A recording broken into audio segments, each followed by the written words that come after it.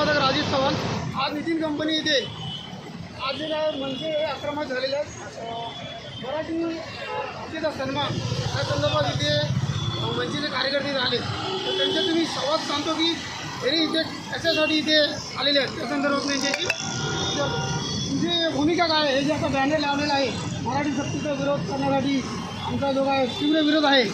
मराठी सक्तीसाठी आमचा विरोध नाही, मराठी सक्ती झाली पाहिजे आणि जे त्याला विरोध करतात त्यांचा आम्ही त्यांचा विरोध करतो। आज आपण बघत असाल की महाराष्ट्रामध्ये मराठी लोक राहतात आणि आज महाराष्ट्राची स्थापना मराठी लोकांमध्ये झालेली आहे। पण आपण आज बघत असाल की मराठी सक्ती करायची खरं तर वेळ आलीच नाही पाहिजे, कारण जर तुम्ही महाराष्ट्रात राहतात मराठी शिकून ही तुमची कर्मभूमी आहे, तर कर्मभूमीची भाषा तुम्ही शिकली पाहिजे आणि त्याचा सन्मान केला पाहिजे।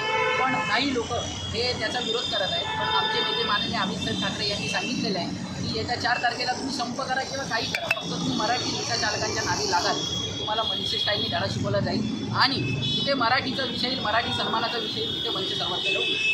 आणि जे सदावर ते जे काय विरोध करतायत त्याच्यावर तुमची भूमिका काय? त्यांचं आम्ही आज नामकरण केलं आहे, त्यांचं नामकरण आम्ही सदा रडते म्हणून केले, कारण ते वेळोवेळी रडत असतात आणि आज ते मराठी असून परप्रांतीयांच्या बाजूने उभे आहेत आणि खरंच लोकांनी काय ते खरंच मराठी आहेत का ते कुठल्या दुसऱ्या समाजाचे आहेत ह्याचंच आम्हाला नवल वाटतं। धन्यवाद माहिती दिल्याबद्दल। मराठी.live मुख्य संपादक